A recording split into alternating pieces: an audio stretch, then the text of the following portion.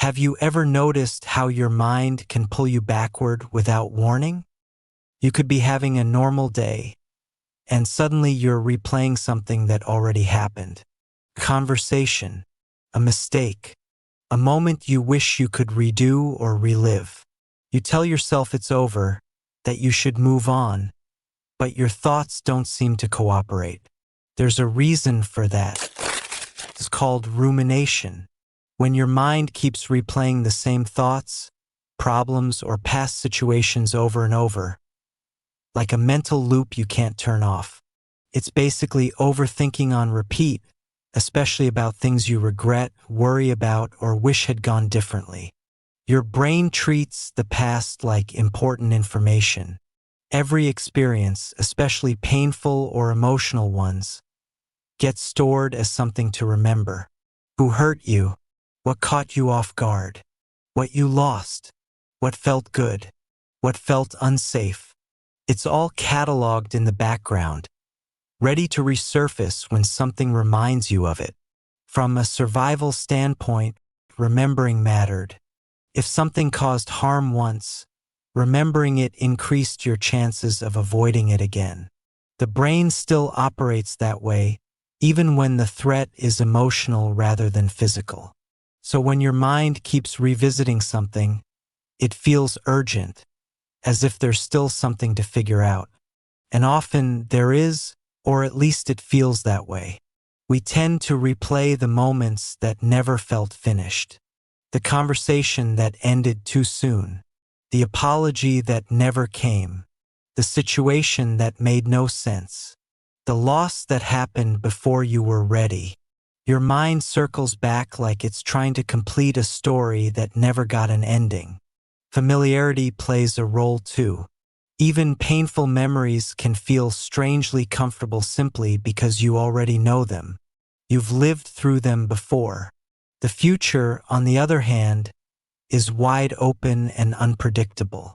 Stepping into it means facing possibilities without guarantees, and that uncertainty can feel heavier than revisiting something known. Over time, the past can weave itself into how you see yourself. Experiences shape identity.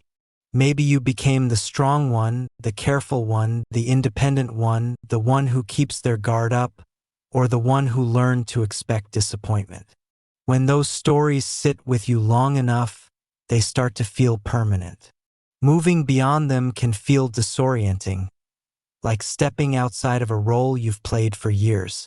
Emotion also makes memories stick. The brain prioritizes what carried strong feeling: joy, fear, embarrassment, grief, love. That's why a smell, a song, or a random place can bring everything rushing back in an instant. It doesn't feel like recalling something old. It feels like being dropped right back into it. Sometimes the pull isn't pain, it's longing. Nostalgia can wrap the past in a soft glow. You remember when life felt simpler, when certain people were still around, when you had more hope or fewer responsibilities. In difficult seasons, those memories can feel like a refuge. What you miss may be less about the actual time and more about the version of yourself that existed then. There's also a deep human need to make sense of things. When something hurts, the mind searches for meaning. Why did this happen? What did it change? What could I have done differently? If clear answers never come, the questions linger, and the memory stays active. Letting go can feel complicated for another reason too.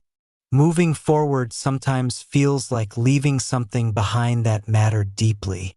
If the past involves love, loss, or important chapters of your life, releasing your grip on it can feel uncomfortable, almost like you're supposed to keep holding on as proof that it meant something. So we revisit, we remember, we replay. Yesterday feels solid. It's already written. It doesn't ask you to risk anything new. Today asks for attention. Tomorrow asks for courage. And both can feel demanding when your energy is tied up somewhere behind you. Real change doesn't come from trying to erase what happened. Memories don't disappear on command. What can shift is how much space they take up and how tightly they hold you. Over time, new experiences, new connections, and new ways of seeing yourself start to loosen that grip. The past becomes something you carry rather than something you live inside. Holding on often points to something meaningful that happened there. Love, growth, loss, lessons, pieces of your story. Those things don't need to vanish for you to move forward. They simply don't have to be the only place your attention lives. Your life continues to unfold whether your mind keeps revisiting yesterday or not. New chapters form quietly, sometimes before you even realize it. Moments that once felt impossible eventually become ordinary. Feelings that once dominated your thoughts soften into background noise. And one day you notice something surprising. You still remember, but you're no longer stuck there. The past becomes a place you can visit, not a place you have to live.